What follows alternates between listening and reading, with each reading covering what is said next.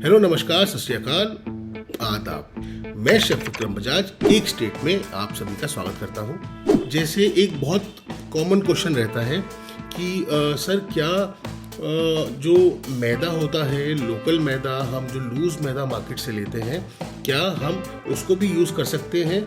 क्योंकि जनरली पाया जाता है कि मैं अपनी वीडियोस में खास करके या जिन स्टूडेंट्स ने मेरे कोर्सेज लिए हुए हैं उनमें मैं खास करके ये ज़रूर एडवाइस करता हूँ कि आप मैदा जो है हमेशा पैक लीजिए, स्टैंडर्ड कंपनी का लीजिए। डिफरेंस ज़रूर आता है, ऑलमोस्ट 30-40% महंगा होता है पैक जो मैदा होता है।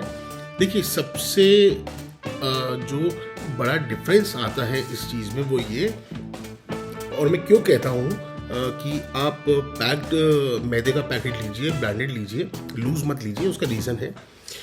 देखिए, जैसे आपने सपोज फॉर एग्जांपल किसी भी शॉप से, ग्रोसरी शॉप से आपने लूज मैदा लिया, आपका जो स्पॉन्ज है वो अच्छा बेक हुआ, आपका ड्राई केक या टी टाइम केक या कोई भी XYZ आप स्पॉन्ज बना रहे हैं वो बहुत अच्छा बेक हुआ, तो जब तक आपका वो मैदा अच्छा चल रहा है तो आपको कोई इशू नहीं आएगा।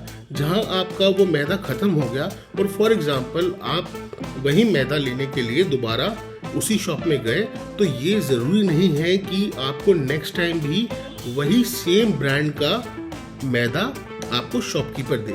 जनरली होता क्या है कि जो शॉपकीपर्स होते हैं उन पे मल्टीपल ब्रांड्स के 50-50 kg के बैग्स आते हैं, और वो जो बैग्स हैं अलग अलग कंपनी के जो रेशियो होती है मैदा बनाने की, कोई कौन सा गेहूँ यूज़ करता है, कोई उसमें किस मात्रा में अलग अलग कुछ मैदे के प्रोडक्ट्स, बाय प्रोडक्ट्स होते हैं, उसको चीप करने के लिए वो यूज़ करते हैं। तो आपको पता लगा कि मैंने स्पेशली इस दुकान से लिया था, मेरा स्पॉन्ज अच्छा बना था लूज मैदे को लेके, और नेक्स्ट टाइम भी मैं उसी ग्रोसरी शॉप से लूँ, कोई गारंटी नहीं है कि आपको नेक्स्ट टाइम भी उसी ग्रोसरी शॉप से आपको पर्टिकुलर ब्रांड का वो मैदा मिले जो कि उसने आपको 50 किलो के बैग से दिया है।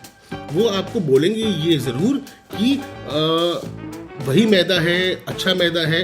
वो आपको ये कभी नहीं बोलेंगे कि 90% केसेस में आपको वो कभी नहीं बोलेंगे कि वो सेम प्रोडक्ट है, उसी कंपनी का है जी जो हमने आपको पिछली बार दिया था, क्योंकि उनको ऑब्वियस उनको अपनी सेल करनी है और कस्टमर को वो वापस नहीं भेजना चाहते। लेकिन आप हमेशा कंफ्यूज रहेंगे कि अगर आपका स्पॉन्ज बेक नहीं हुआ नेक्स्ट टाइम जब आपने नया आप लूज मैदा लाए, तो आप हमेशा परेशान रहेंगे कि इस बार ऐसा क्यों हुआ।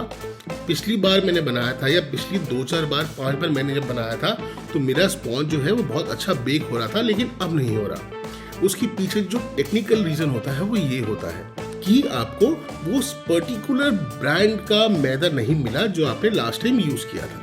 तो इसीलिए जो बड़े बड़े ब्रांड्स हैं जैसे फॉर्च्यून है, राजधानी है, शक्ति भोग है, XYZ, बहुत सारी अच्छी कंपनीज हैं जो कि एक बड़े लेवल पे काम करती हैं, और उनका जो मेन रॉ मटेरियल होता है, जो गेहूँ जिससे कि हमारे मल्टीपल बाय प्रोडक्ट्स बनते हैं, उनका वो जो स्टैंडर्ड साइज होता है वो सेम होता है। इसीलिए आपको जो है 12 महीने एक सा ही रिजल्ट मिलता है उनके बनाए हुए मैदे में।